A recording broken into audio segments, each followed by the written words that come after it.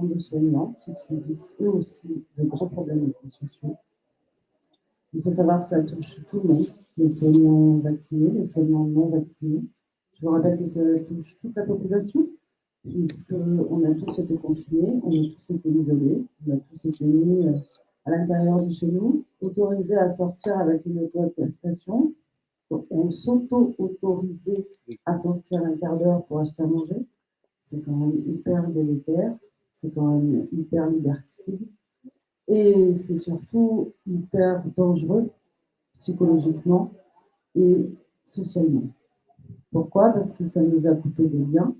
Ensuite, le gouvernement a joué le clivage entre vaccinés et non vaccinés, entre malades et pas malades.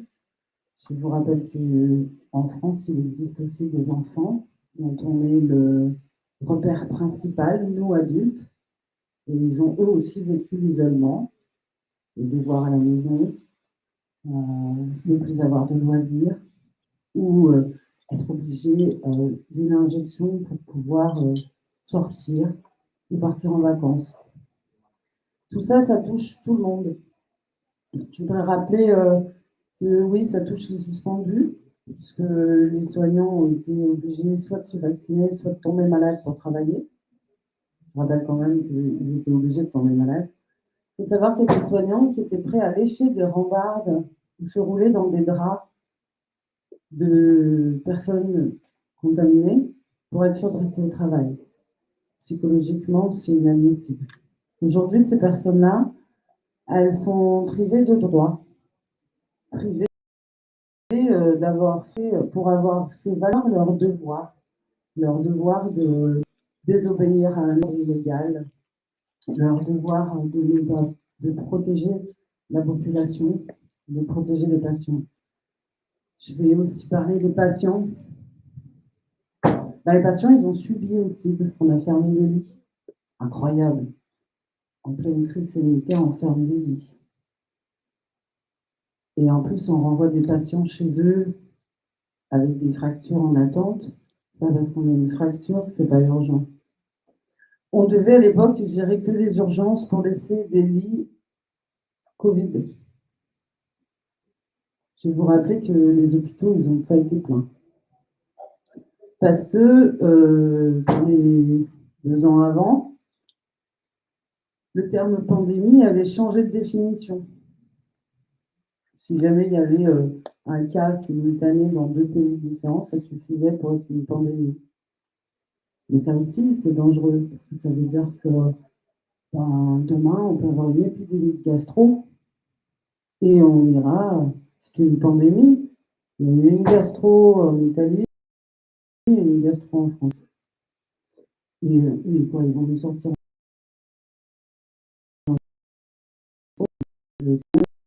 dans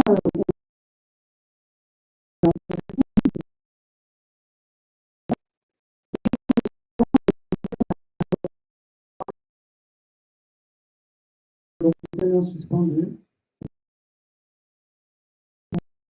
Il y a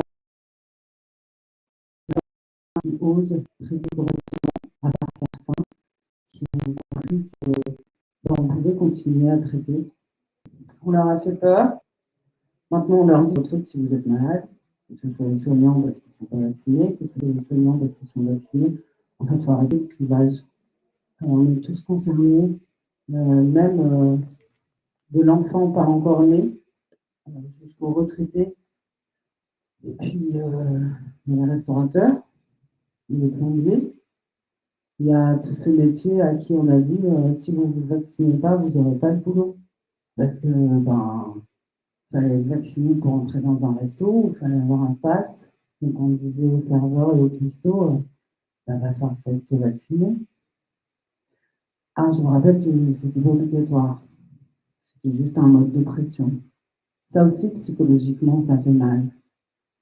Et je dirais, en fait, ne vous laissez pas faire. C'est pas parce qu'ils ont décidé de semer la terreur qu'il faut qu'on ait peur. Il y a une phrase que j'aime beaucoup, qu'un jeune paysan de mon quartier dit souvent, c'est la peur n'évite pas le danger. Et en fait, c'est la réalité. Je vous dirais même qu'au niveau énergétique, la peur attire le danger. Donc, même si c'est dur, même si ça fait mal, même si on a peur que ça recommence, en fait, aujourd'hui, on est prêt. On peut se dire qu'on est prêt, non seulement parce qu'on est unis, parce qu'on est tous ensemble, parce qu'on est là les uns pour les autres. Et surtout, ne restez pas dans le silence. Interdit le silence. Il faut parler encore plus fort quand quelqu'un chuchote à l'oreille. Donc, je vais laisser la parole aux autres, parce que c'est intéressant aussi de les entendre. On a des témoignages très prenants et je ferai une parenthèse en pensant au 1er février pour mes soignants, parce qu'aujourd'hui, c'est les 3 ans de notre première conférence de presse avec Michel Rivasi, que je vais remercier aussi énormément de là où on est et là où elle est, parce qu'elle leur a donné sa santé, non pas parce que il y a des gens qui courent, mais parce qu'elle était réellement fatiguée et épuisée de lutter contre toutes ces malversations et toutes ces maltraitances contre l'être humain dans toute sa splendeur et contre le vivant tout entier.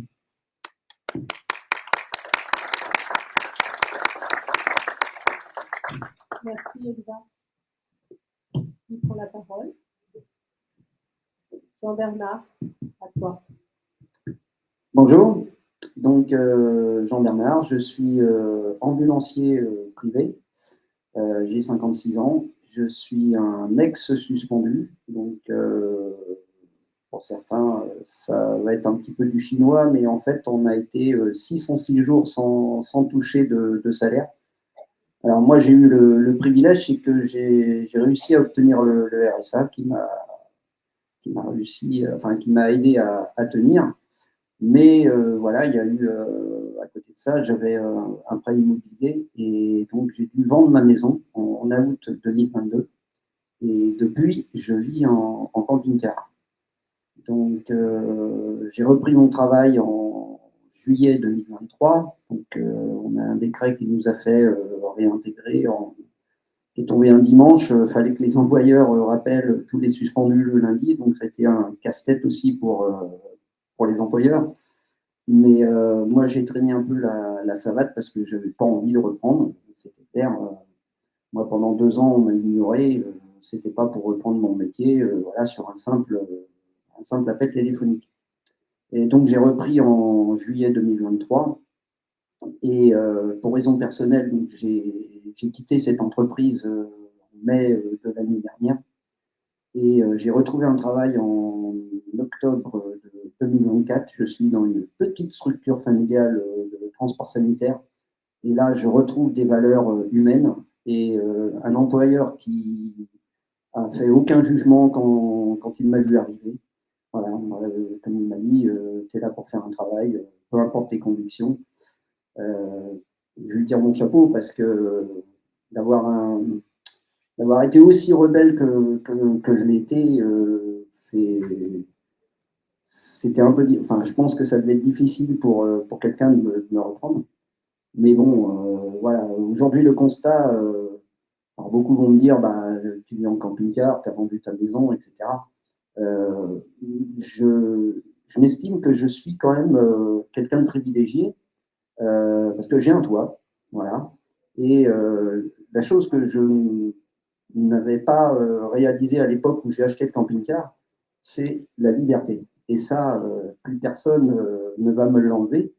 On va dire que la crise sanitaire a permis déjà à réveiller le lion qui était en moi, parce que je suis quelqu'un de têtu, et quand j'ai un objectif, j'y vais jusqu'au bout. Et puis, voilà, comme je disais, la liberté, ça patrie. On va entendre tout à l'heure Mathieu, il va parler de la santé. Bien évidemment, quand on a la santé, ça, c'est primordial, mais la liberté, c'est énorme. Donc, dire que je suis à plaindre, je dirais non. Non, non, moi je m'estime très heureux. S'il faudrait refaire ce que j'ai fait, bah, je le referais sans problème. Je ne réfléchirais pas 2 fois. Mais voilà, le constat que j'ai aujourd'hui, c'est par rapport à. Alors moi, ce qui m'énerve, hein, c'est le fameux port du masque dans les hôpitaux. Et je suis avec des collègues, c'est des moutons. Donc, porte du masque, voilà, on porte le masque. Et ben, moi, c'est niette. J'ai des notions sanitaires, où on portait le masque dans certaines situations. Là, on nous dit que voilà, la grippe, machin, enfin, tout ce qu'on veut. Mais quand je vois des professionnels avec le masque sous le nez, d'autres le masque autour du coude, pardon, des médecins qui me demandent bah, tu portes pas de masque, toi? Quand je vois le masque, il est là, il est tout chiffonné, faut, faut qu'ils reprennent des cours de sanitaire au niveau du masque. À partir du moment où on l'a touché, peut-être certaines ne le savent pas, mais quand vous avez un masque, à partir du moment où vous l'avez touché, la règle, c'est de poubelle. Donc, et puis bon, on sait tous que le masque n'a servi à rien. Donc, bon, ça, c'est un autre débat. Mais, et donc, quand je vois mes collègues, ben, je les fais réfléchir par rapport à ce fameux port de masque. Quand je leur dis, mais regarde, la soignante, la sous le nez, machin, toc, toc, toc.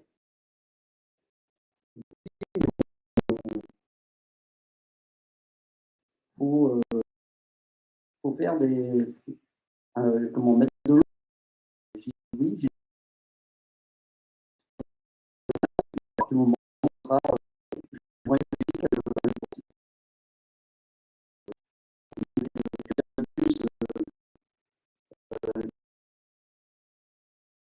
plus, pour ceux qui ne connaissent pas. Donc, faut aller voir Juppé le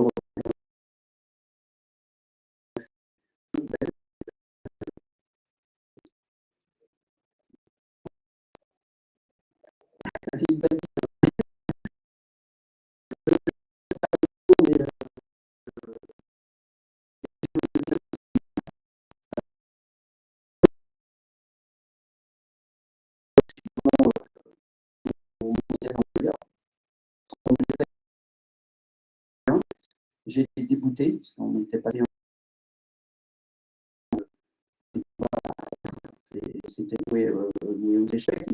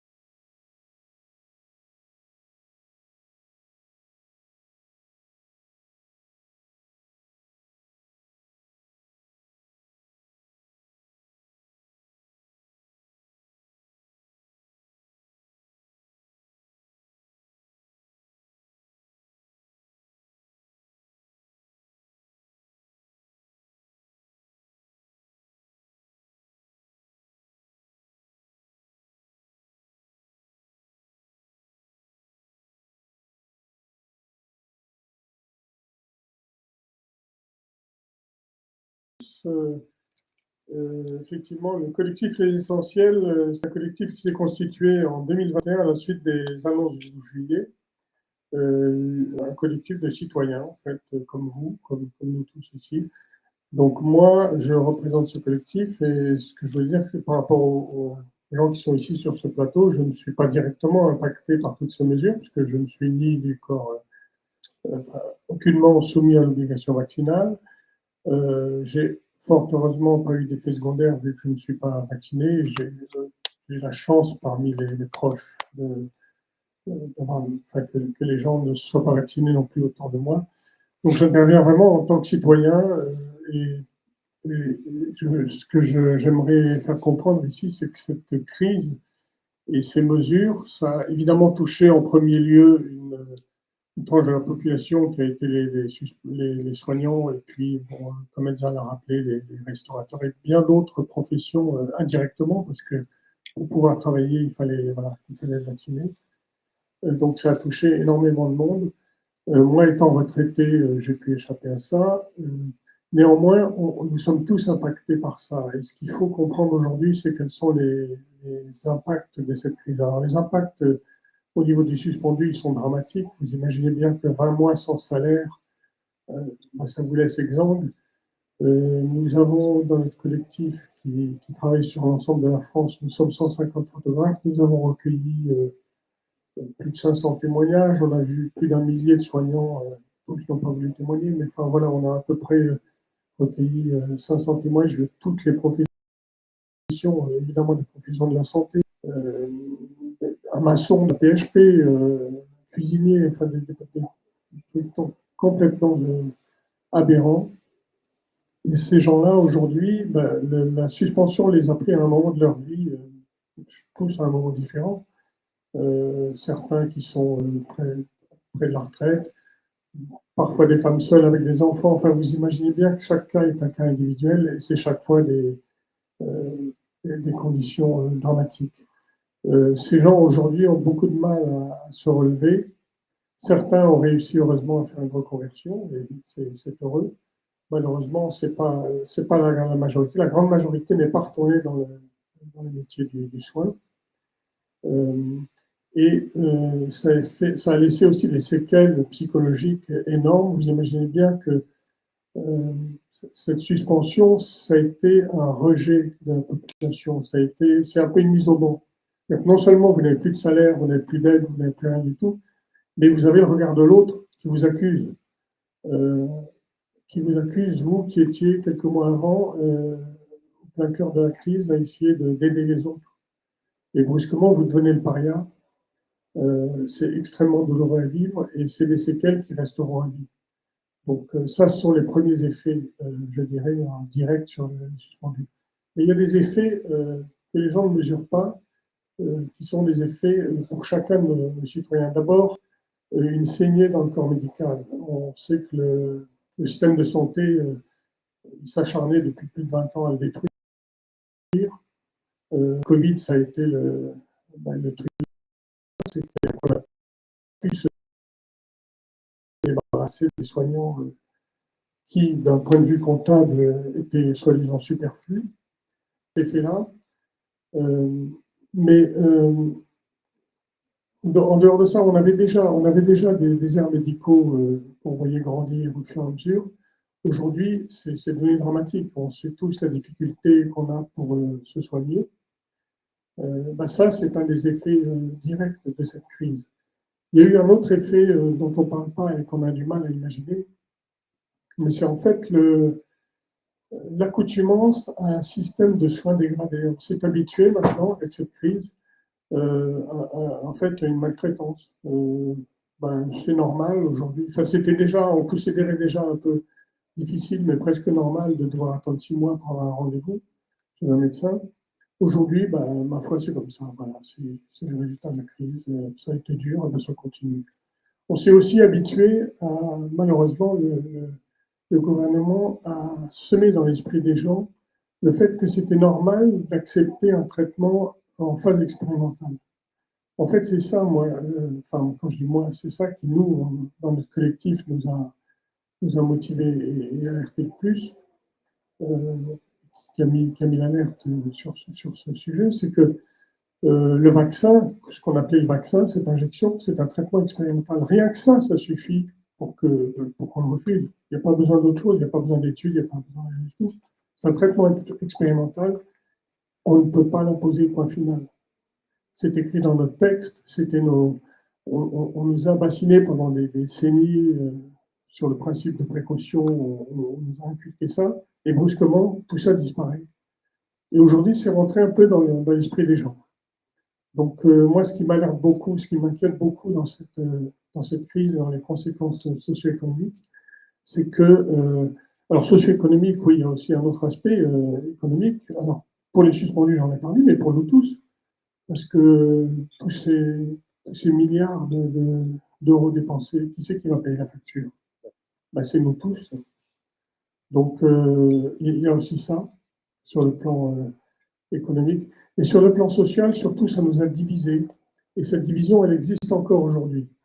Et c'est ça que je trouve qui est extrêmement douloureux et difficile et dangereux. Moi, je le vois bien aujourd'hui, quand on essaye de parler des suspendus, c'est plus un sujet, quoi. Pour les gens, c'est terminé. Hein. Tout va bien, ils sont réintégrés, il n'y a plus de sujet, circuler, il n'y a rien à voir. C'est pas vrai du tout. Aujourd'hui, les demandes d'aide qu'on reçoit aujourd'hui, elles sont sont moins nombreuses, c'est vrai, mais elles sont bien plus lourdes, bien plus douloureuses que ce qu'on recevait il y a 1 an, il y a 2 ans. Donc, les dégâts, ils sont là, ils sont dans notre société, et ce qu'il faut, c'est qu'on arrive tous à surpasser cette division que le gouvernement a essayé de créer.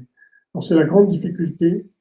J'avoue que je me demande, moi, au quotidien, comment continuer le combat. On continue, mais comment arriver à en parler? On le voit bien autour de nous, quand on essaie d'en parler autour des proches, c'est très, très, très difficile. Pourtant, je crois que c'est le seul moyen, parce que les médias sont toujours aux ordres des mêmes puissances économiques et des gouvernements. C'est pas eux, les grands médias, qui vont nous alerter et nous éclairer sur ce qui s'est passé. Et je crois que ça va être un travail de proche en proche. Il faut que chacun de nous, qu'on essaye de... C'est difficile, hein, j'en suis conscient, mais il faut que chacun, on essaye d'en parler autour de nous, par des petites phrases, par des allusions.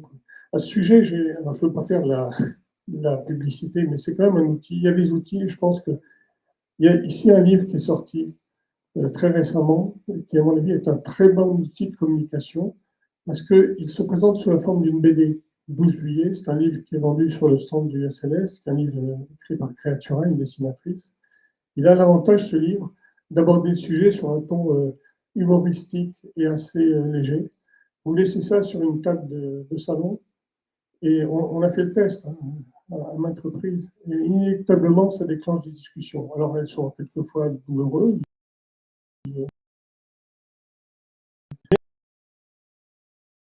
Ça permet d'aborder, tu regardes le livre, il revoit son vécu. Ces situations, elles sont croquées de manière humoristique, et donc ça permet de rentrer dedans. Et puis vous avez des témoignages à la suite. Donc voilà, c'est une suggestion que je propose.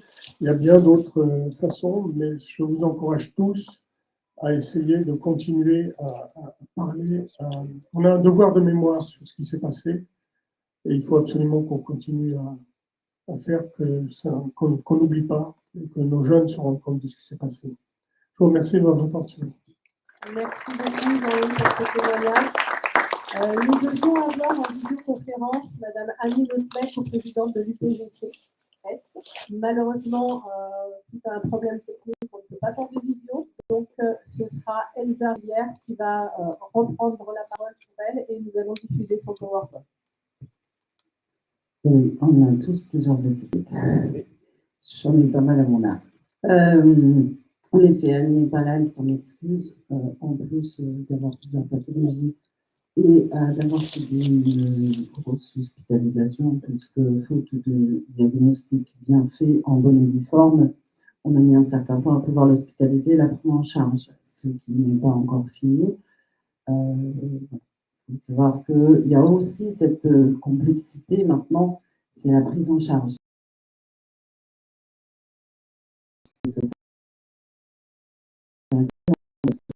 On manque de soignants avec les mesures qui ont été mises en place. Pour la petite parenthèse, je propose aux laboratoires de nous reverser dans les hôpitaux au moins le bénéfice pour éviter de se partager les dividendes. Parlons UPGCS. Le PGCS étant l'Union de la prévention de gestion de crise sanitaire, créée à l'époque de la crise et de la problématique des vétérans, qui s'est bien sûr mise en route et mise en charge d'accompagner les patients Covid pendant la période Covid. Donc, on va parler Covid long, mais on parle de spike-opathie. Parce qu'il y a les Covid injectés et les Covid longs non vaccinés, c'est-à-dire infectieux. Et en fait, les symptômes sont les mêmes, sauf qu'on n'est pas reçu de la même façon.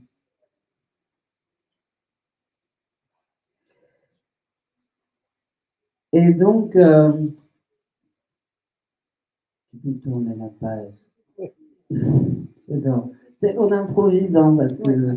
Et on est bon d'ailleurs, ils sont super. Tu me fais signe avec ta petite main.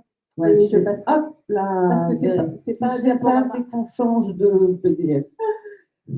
Donc effectivement, ça fait vivre le déni médical, supporter aux patients le déni médical, qui est quand même très délétère, sachant qu'un patient il a besoin de soutien, de reconnaissance, d'écoute, je rajouterais. On s'aperçoit dans l'association et dans d'autres associations, là tu pourras en parler aussi, et toutes les victimes peuvent en parler, c'est le manque d'écoute à cause du déni. Parce qu'en fait, c'est plus facile d'être dans le déni que de reconnaître qu'on s'est trompé. Ça, c'est dangereux aussi. Et pour ça, il faut mettre des liens en place. Il y a d'autres difficultés aussi. Et la principale étant l'isolement. Il y en a d'autres aussi qui vont avec le fait de toujours être en train de répéter, quoi. On est toujours en train, Mathieu vous en parlera mieux, Alain aussi, on est toujours en train de se justifier. Je vous avoue, quelque part, je fais une parenthèse pour les soignants c'est pareil. Il a fallu qu'on explique. Mais en fait, c'est pire pour les patients parce que ça fait revivre la pathologie en permanence. Il faut savoir que le Covid long est une pathologie compliquée, appelée Covid long par la CPAM, scientifiques qui ne savent pas diagnostiquer en fait, parce que les multipathologies sont tellement longues, les pathologies possibles sont tellement longues et ils sont tellement pas au courant parce qu'on leur a rien dit que c'est très compliqué, même pour les médecins généralistes à déceler, et les spécialistes évitent de se mouiller, si je peux me permettre de le dire, ou en tout cas, ils sont trop peu nombreux à se mouiller. Je vous donne un exemple d'ailleurs. Ça,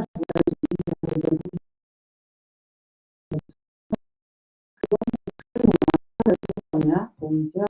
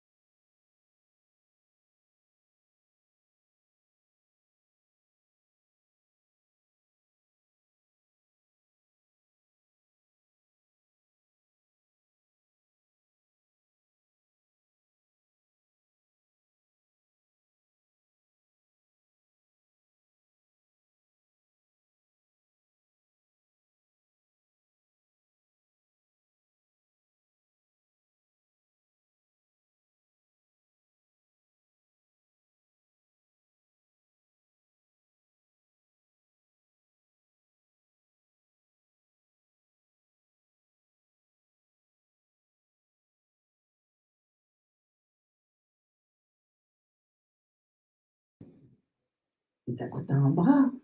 Et quand on n'a pas l'affection longue durée, quand on n'a pas la reconnaissance invalidité, quand on n'a pas la hache, allocation adulte handicapé, c'est des choses pour lesquelles on cotise tous les mois, tous. Qu'on travaille ou qu'on ne travaille pas d'ailleurs, l'État nous le récupère quelque part. On a des droits. On a des droits. On a de la chance, on a des associations qui aident à les faire valoir, mais c'est dans le compliqué. Et pas isolé. Il faut continuer. Il faut demander de l'aide. Il faut raconter son histoire à victimes, d'autres associations, à l'IPCS, vous aider à vous faire prendre en compte dans l'administratif. Il ne faut surtout pas rester tout seul, parce que plus on est nombreux à leur mettre la pression, plus vite on va les taper. Et puis, je vais passer juste, tu peux continuer à passer les diapos, parce que Mathieu va vous dire aussi, et c'est intéressant. Vous passez un peu les diapos, vous regardez, et les diapos de... Alors moi, je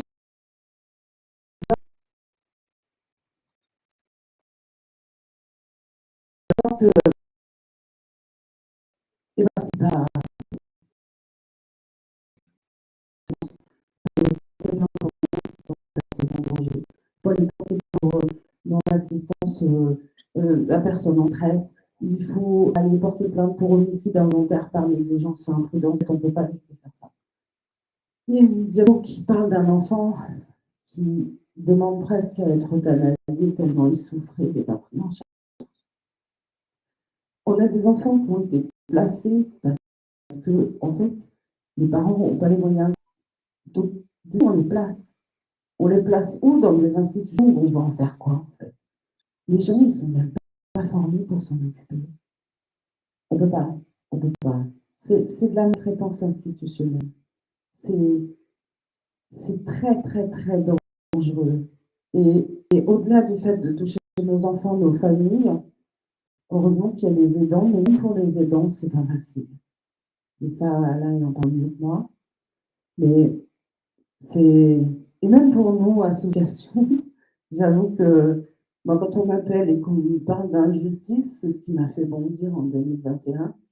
Et quand on m'appelle et que je vois que les gens qui sont allés de leur propre gré, pour la plupart parce qu'ils ont cru au mensonge, comme dit JB, c'est son regret de ne pas avoir pu, mais on ne pouvait rien faire.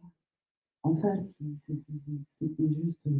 c'était juste pas normal qu'on puisse nous mentir, en fait, ou qu'on puisse nous raconter n'importe quoi, et qu'on ne peut pas en vouloir non plus. Et ils payent de lourdes conséquences pour ça. Et voilà. Donc, ne restez pas seul. Je pourrais m'énerver tout le temps contre eux, tellement ils ont fait des choses injustes. Ne vous laissez pas faire. On est tous là, on est réunis, unis. Le clivage, on l'envoie tous. On n'en a rien à cirer du clivage. Et surtout, ne restez pas isolés, restez pas seuls. Il faut que tout le monde le dise. Une dernière phrase, après je me tais, mais gardez-la bien en vous. Si certains, ça pourrait les choquer, je m'en fiche. Mais rappelez-vous que c'est la minorité qui fera tomber les initiés et que la minorité, elle est toujours beaucoup plus nombreuse. Parce que nous, on vient d'en bas et en bas, on sait ce qui se passe. Et si là, ils n'en ont rien à foutre, eh bien, c'est pas grave, ils en prendront plein les oreilles à un moment donné. Je laisse la parole à Mathieu.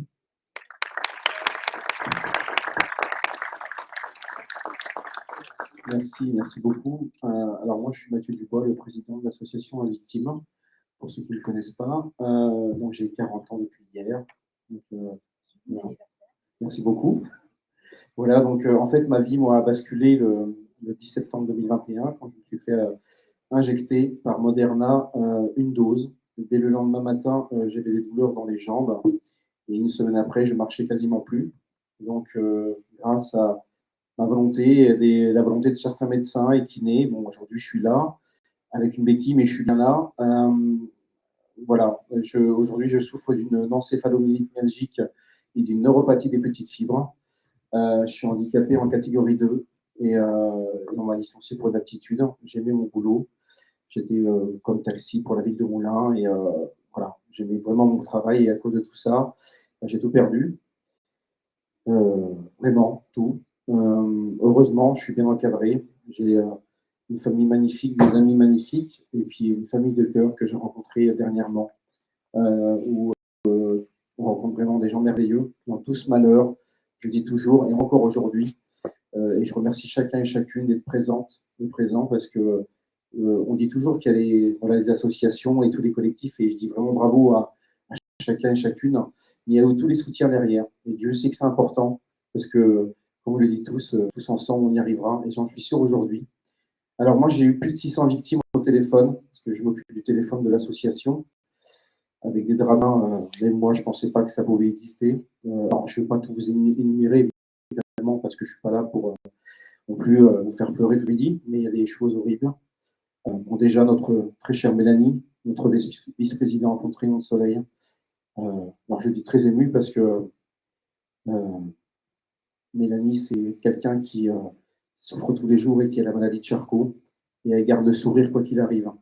Et je peux vous dire que ça vous fait grandir dans votre tête et dire que quoi qu'il arrive, quoi qu'il peut se passer, ben voilà, tant qu'on peut profiter, profitons. Et j'ai son papa Alain qui est avec moi, qui est quelqu'un que j'aime énormément, et comme nous toutes et tous. J'ai voilà, l'association aujourd'hui, on est plus de 700 adhérents de toute la France et les dom-tom. La plus jeune a 2 ans, j'ai dit bien 2 ans. Donc c'est Serena qui a développé une tumeur aux ovaires à 6 mois. Donc la maman a été injectée 2 fois. Voilà, vacciner les mamans, bien sûr, hein, c'est ce qu'il disait, c'est formidable. Et la plus âgée a 94 ans, et cancer des ovaires aussi, où les médecins ne comprennent pas non plus qu'à cet âge-là, ça puisse arriver. Bon, 4 doses. Bon, voilà, le lien, enfin, j'ai eu sa fille qui était vétérinaire, elle est persuadée de tout ça. J'ai quelques exemples à vous donner. J'ai une jeune femme de 45 ans, je ne donnerai pas son prénom, qui m'appelle l'autre jour et qui me dit: Mathieu, voilà, je t'appelle parce que j'ai vu l'association. Et c'est quelqu'un qui élève 2 enfants, donc des jumeaux, qui ont 4 ans. Suite à la vaccination, elle a développé la maladie de Charcot. Et au téléphone, elle me dit: Mathieu, j'ai vu mon frère, et on a déjà fait les papiers pour qu'il adopte mes enfants quand je vais partir. Je peux vous dire une chose, c'est que je pleure très souvent. Et, il faut pleurer. Et en fait, la colère qu'on a en nous, on l'a transformée en ce combat, en cette association qui, je sais que tous ensemble, on y arrivera, c'est certain. Je suis persuadé, parce que, comme on le dit tous très bien, voilà, la minorité qui est là, ben, on est 10, 20, 100, 200, 500, 1000, 100 000, et demain on sera 1 million. Et je le sais, j'en suis sûr.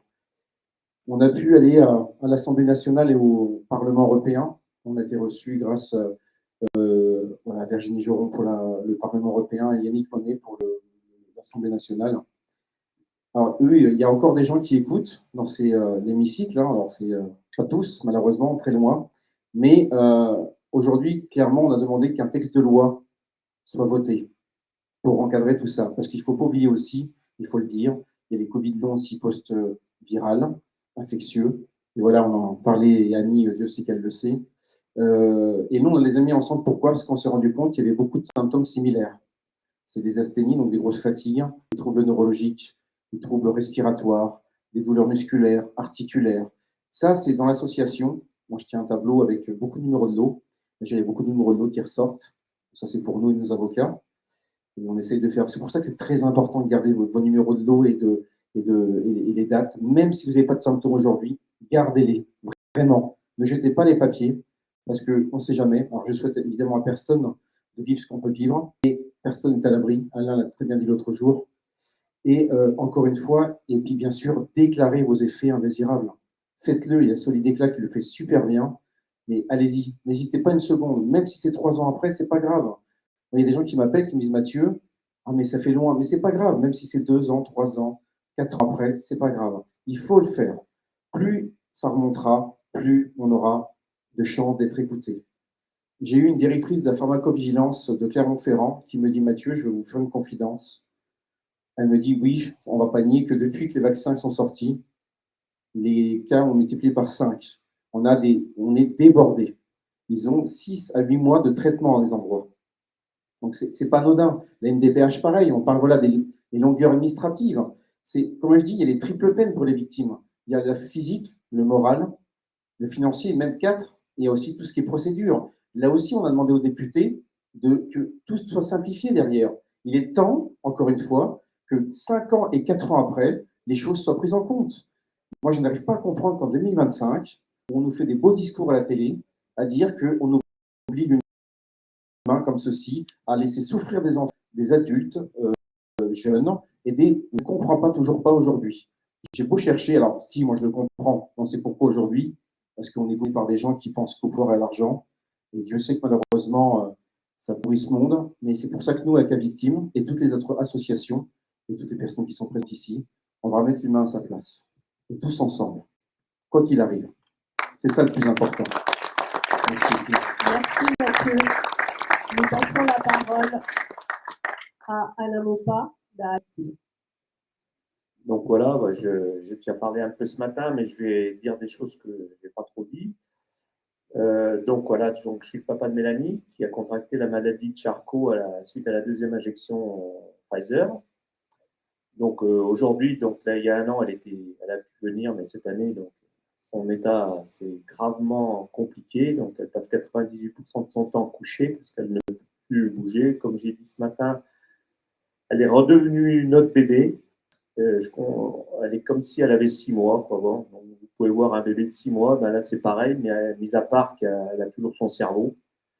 Et Dieu sait qu'elle a un cerveau, la pauvre. C'est terrible pour elle parce que de vivre ça, c'est très, très compliqué, sachant que c'était une jeune fille qui était sportive, qui n'avait jamais aucun souci de santé. Elle a hérité des gènes de mon défunt, mon papa. Moi, j'ai jamais connu mon papa malade, avoir une grippe, une angine, un rhume. Elle non plus, moi non plus. Je ne sais pas ce que c'est que d'avoir une angine, un rhume. Et elle était pareille. Donc, elle n'était jamais malade. Donc, elle a contracté cette saloperie de maladie suite à cette injection. Donc, elle avait un métier. Et en plus, elle était dans le temps, elle était gendarme. Bon, elle avait quitté la gendarmerie parce que ça ne lui plaisait pas bien vu les conditions de travail. Mais elle était toujours réserviste. Donc, elle a cumulé son travail de réserviste avec son travail de responsable d'un crématorium. Donc, les deux avec obligation vaccinale. Donc, c'est pour ça qu'elle y a été. Et donc, à savoir qu'heureusement qu'à côté de ça, on aime Mélanie, c'est un rayon de soleil. Elle se plaint jamais et tout. Donc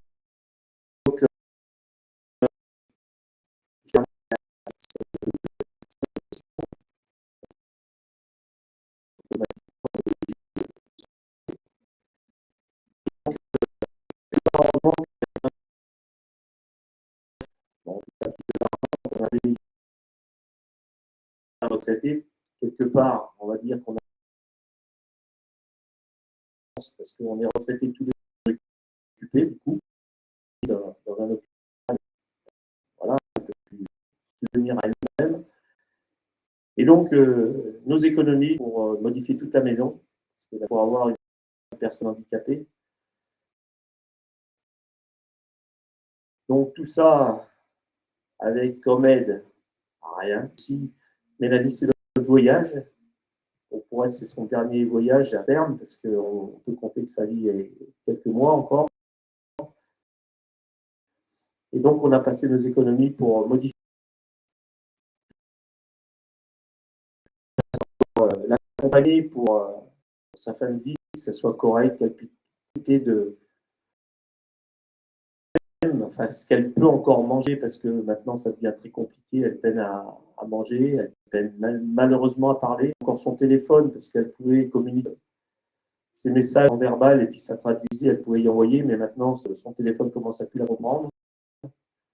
Donc, on va voir pour trouver d'autres solutions, parce qu'il existe, la technologie existe, d'autres moyens pour qu'elle puisse communiquer un petit peu, parce que là, franchement, elle est en train de lâcher le morceau, comme je dis, parce que voilà, elle a fait son protocole de fin de vie.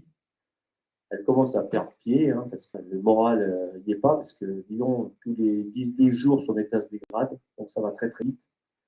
Donc pour son entourage, pour nous, c'est très dur, hein, parce qu'on la voit dépérir, on l'accompagne vers la mort, hein, voilà, c'est tout. Hein, c'est très compliqué moralement.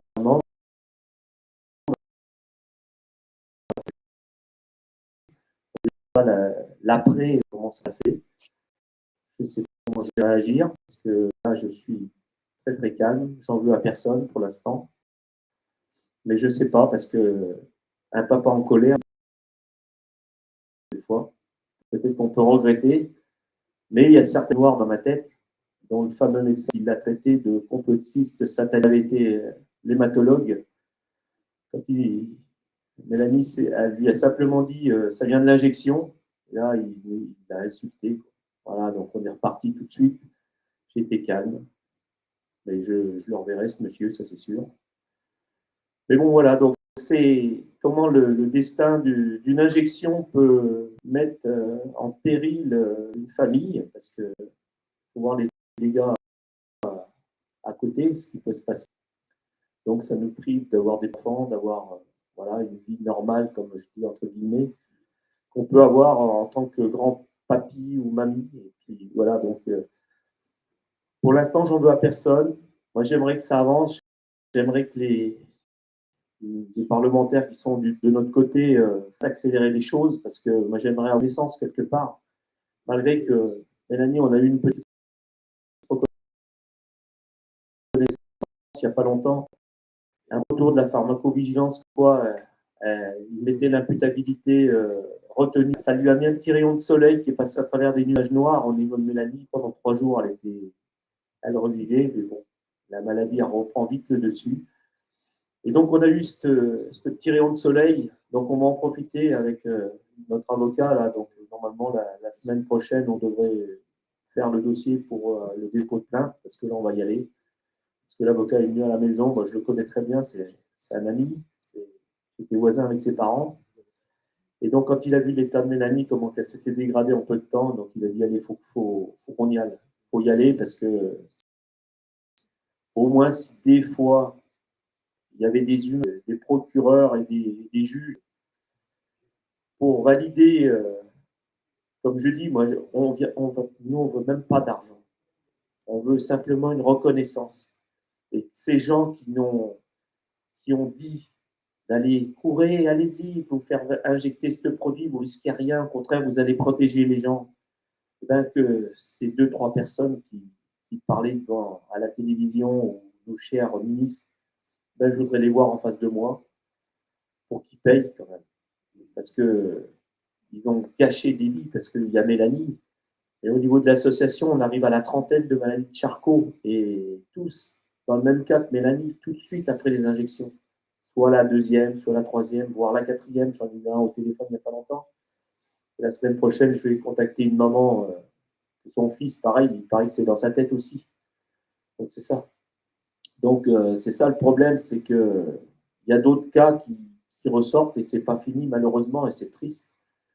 Parce que cette maladie est vraiment cruelle. Il y a un petit espoir qui nous vient bientôt de Lille. Il y a un traitement qui... Alors c'est pour ça, moi, quand je les appelle, quand je reprends contact avec eux, je leur donne un espoir, une lueur, une étoile. Il y a un protocole qui est en cours, là. Là, ils viennent de le faire l'essai sur des humains. Et donc là, c'est un espoir, c'est une lumière. Peut-être, il parle de guérison de la maladie de Charcot et de la sclérose en plaques.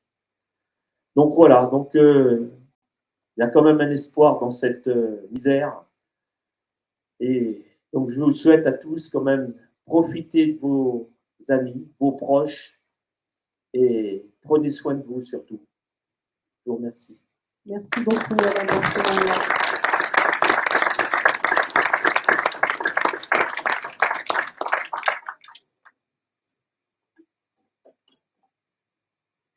I think the first thing we all have to do is recognize this exists, show solidarity and support to people who are suffering from this respiratory condition. These are the main outlets who are experiencing post-COVID conditions should have access to follow-up care. Covid long, la maladie est mal diagnostiquée et mal reconnue. Plusieurs centaines de milliers de Français qui souffrent aujourd'hui d'un Covid long.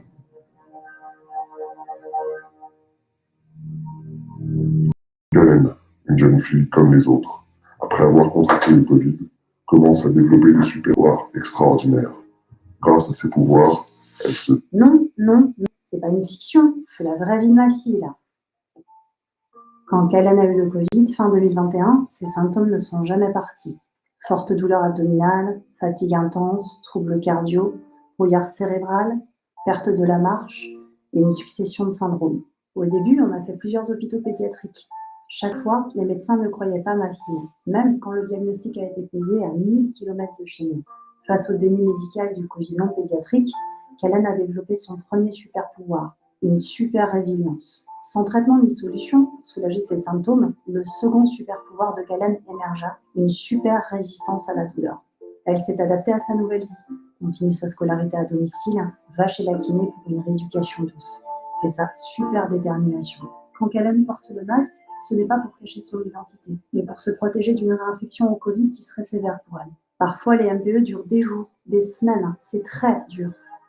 Mais comme tous les super-héros qui se prennent un coup, Kalen relève la tête, ce qui démontre son super pouvoir le plus important, un super courage. On est allé plusieurs fois dans des hôpitaux et à chaque fois, ils disaient que c'était juste pour avoir de l'attention.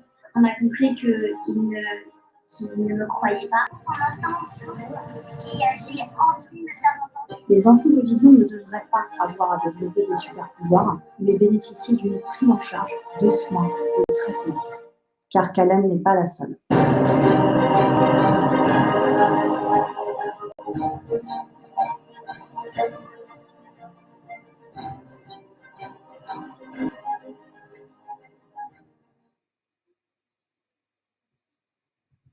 Merci à vous d'avoir été présents pour ces interventions tout au long de la journée. Donc l'association Chair à tout cœur, les collectifs Info Vie Libre 18, Info Libre 18, Info Vie 18, Solaris 18, ainsi que l'association du Loiret Aventurine vous remercie d'avoir été présents. À vous maintenant de diffusion et de faire en sorte que toutes ces victimes qui souffrent actuellement soient un jour reconnues, y compris les suspendus qui ont subi une maltraitance institutionnelle. Merci à vous, j'espère que vous avez passé d'agréables rencontres. Merci Anne-Aurélie.